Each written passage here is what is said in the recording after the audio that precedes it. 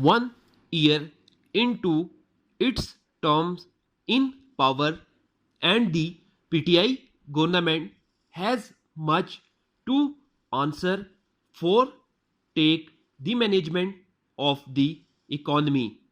There is little doubt that the new government that took power after the July 2018 elections inherited an economy with severe stresses that had to be addressed rapidly and decisively as they were propelling the country towards a balance of payments crisis.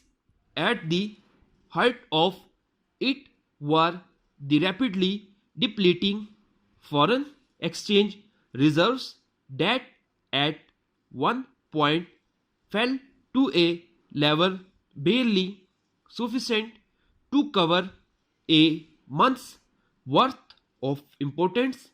If the level had continued to drop, Pakistan would have entered a financial crisis of the sort that we saw the 1998 and in 2008. Averting the slides was the top priority, as was bringing the fiscal deficit under control.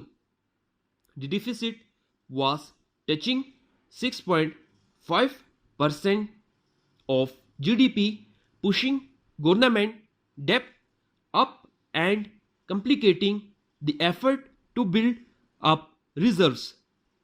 This was a very serious situation, undoubtedly, and left to itself, the country was drifting dangerously close towards a crisis point. The government's response took long to take shape, giving rise to protracted uncertainty. There was resort to emergency financing measures worth just over $7 billion from countries including Saudi Arabia, the UAE, and China. On almost all fronts, it seemed as if the government was in a state of policy paralysis, with the circular debt continuing to rise, the stock market plummeting, the debt market frozen, CPAC in limbo. Key decisions on more LNG terminals left dangling, revenue collection falling to historic loss despite too many budget, no major legislation on any subject, and so on. Meanwhile, the government's indebtedness shot up and net reserves plummeted to negative 16.8 billion by May 2019. Despite the emergency support provided by Saudi Arabia, the UAE, and China. Given the numbers, it is not possible to argue that the delay in formulating a robust policy directions was in any way beneficial to the economy. Ultimately, the decisive step of removing the PTI's core point man on the economy was taken in order to put policy making on stronger rails.